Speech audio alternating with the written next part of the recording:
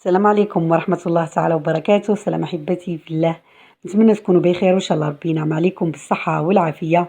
ومرحبا بكم في فيديو جديد من فيديوهاتي اللي نتمنى من كل قلبي أنه ينال إعجابكم. فيديو اليوم إن شاء الله راح يكون عبارة عن التحلية رقم 13 اللي هي مجرد اقتراح اللي نتمنى من كل قلبي أنها تنال إعجابكم. تحلية اليوم راح تكون عبارة عن فلون طبقات، تحلية ولا أروع، بسيطة وسهلة ومكوناتها متواجدة في كل بيت، وتجي شكلها جميل أنيق. المهم راح نحتاجو الفلون تاع النوار. طبعا تقدروا تستعملوا أي نوع فلون متواجد عندكم، الحليب أيضا أي نوع حليب متواجد عندكم. راح نحتاجو إلى نصف لتر حليب. طبعا أنا أعطيكم الكمية وانتم تقدروا تقسموها إلى نصفين أو تضاعفوها إلى الضعف على حسب عدد أفراد الأسرة. راح نقول لكم هذه شحال جاتني من كاس. المهم راح نحتاجو الى نصف لتر حليب، نديرو معاه كيس او علبه نتاع الفلون هذا نتاع النوار نتاع الشيكولا، ونحتاجو الى ملعقه مع ملعقه نتاع المايزينا. هذا ماكل. مكوناته كما سبق قلت لكم بسيطه وسهله. شوفوا الملعقه تكون ماشي مملوءه باش ما يجيكمش الفلون ثقيل، هو فقط بغيناه يكون متماسك ولكن ما بغيناش يكون ثقيل، بغينا يكون زعما فيه هذيك الخفوفيه باش ما يجيناش ما يقهمناش.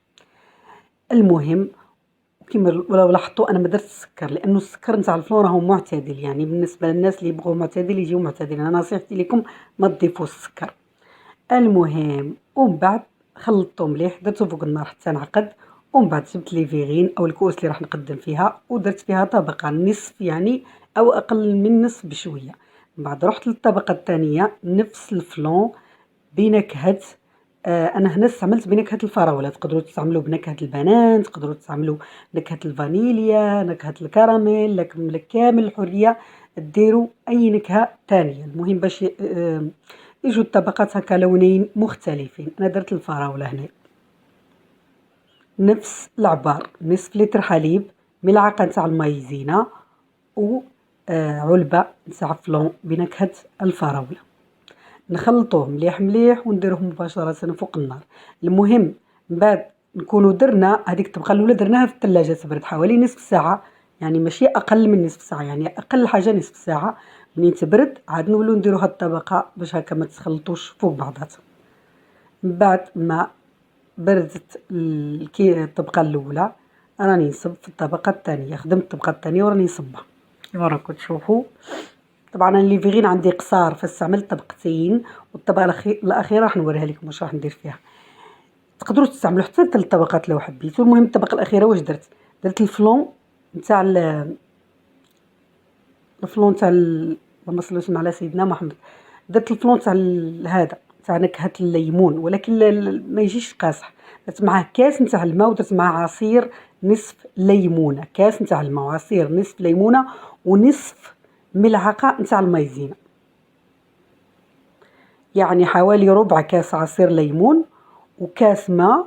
ودرت معاه العلبة كاملة نتاع الفلون نتاع نكهة الليمون. راح نكتب لكم المقادير. بالنسبة اللي ما عندهمش مثلا هذه علبة نكهة الليمون تقدروا تستعملوا ديروا كاس نصف ماء، يعني ديروا فيه الماء ديروا كاس ماء والربع نتاعو يكون عصير ليمون.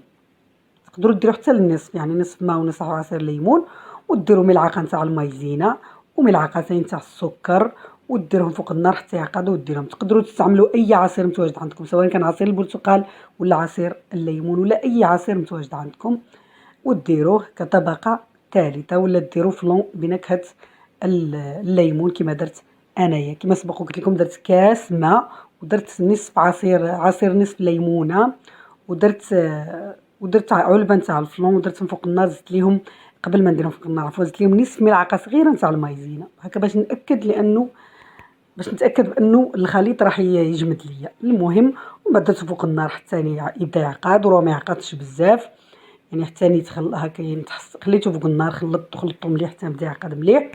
ومن بعد صبيته بهذا الخليط كما راكم تشوفوا تجي الطبقه الفوقانيه طبقه رقيقه كما كنتوا تشوفوا. انا تعمرت معايا فراح تجي طبقه رقيقه فقط لانه الكؤوس صغيره. ودرت راكم تشوفوا هاد الكؤوس اللي درت 6 من هاد الصغار ودرت 2 كبار، يعني من الكؤوس البلاستيكيه درت 2 وكبار، يعني من النوعيه الكبيره.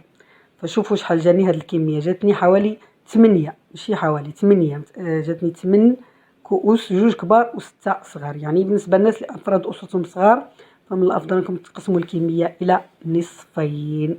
وهذه هي لتر حليب و2 علب فلون تاع نواره، درنا فلون ولا اروع. نتمنى من كل قلبي انه يكون نال اعجابكم. نلتقي في فيديو جديد ان شاء الله، دعواتكم لي بالتوفيق، والسلام عليكم ورحمه الله تعالى وبركاته. وما تنساوش اني احبكم في الله. سلام.